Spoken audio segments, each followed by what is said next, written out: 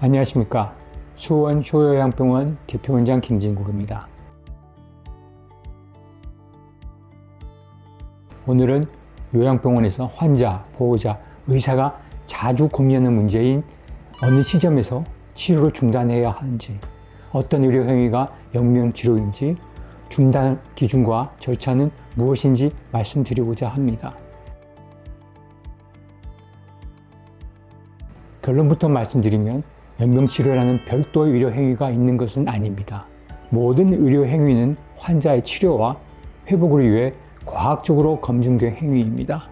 그러나 최선을 다한 치료에도 불구하고 효과가 없고 병세가 급속도로 악화되어 임종 과정에 있는 환자에게 심폐소생술, 기도삽관과 인공호흡기 적용, 혈액투석, 체외생명유지술, 항암제 투여, 수혈, 혈압상승제 투여의 7가지 의료 행위를 더 이상 시행하지 않은 것을 연명의료 중단이라고 합니다. 이러한 치료가 효과가 없는 임종기 환자에게 치료 계속 여부를 결정하고 법적으로 보장하는 제도가 연명의료 결정제도입니다. 7가지 의료 행위를 중단하면 활력 징후가 단축될 수 있어 환자의 생존과 직결되는 중대한 결정입니다.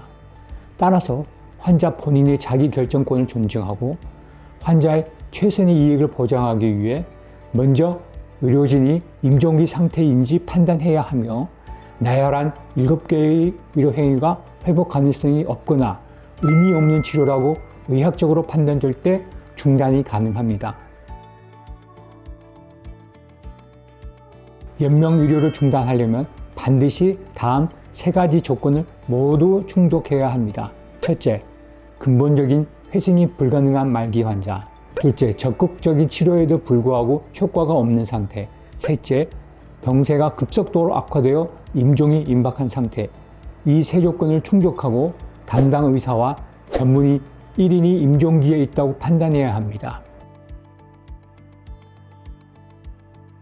연명의료 중단 결정은 원칙적으로 환자 본인이 담당 의사와 상의해야 결정하는 것이 가장 바람직합니다.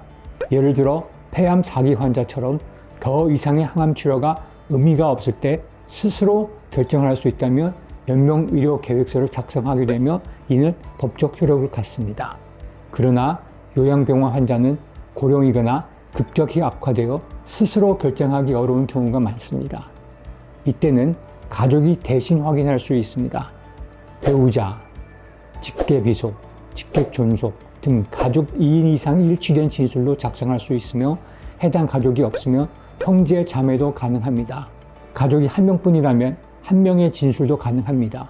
환자의 평소 의사 확인이 어려운 경우에는 가족 전원 합의로 연명의료 중단이 가능합니다. 단 1년 이상 행방불명되거나 실종신고가 된 가족, 의식불명 가족은 합의 대상에서 제외됩니다. 미성년자의 경우 친권자나 법적 대리인이 결정합니다. 연명의료 중단은 모든 의료 행위를 중단한 것이 아닙니다. 연명의료 중단 이후에도 통증 완화를 위한 치료, 영양 공급, 수액 공급, 산소 공급 등 기본적인 생명 유지 치료는 계속 이루어집니다. 오늘은 연명치료가 무엇인지 그리고 중단 결정을 위해 어떤 기준과 절차가 필요한지 설명드렸습니다.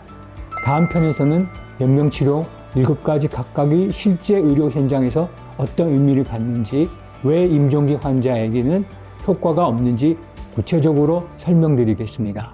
감사합니다.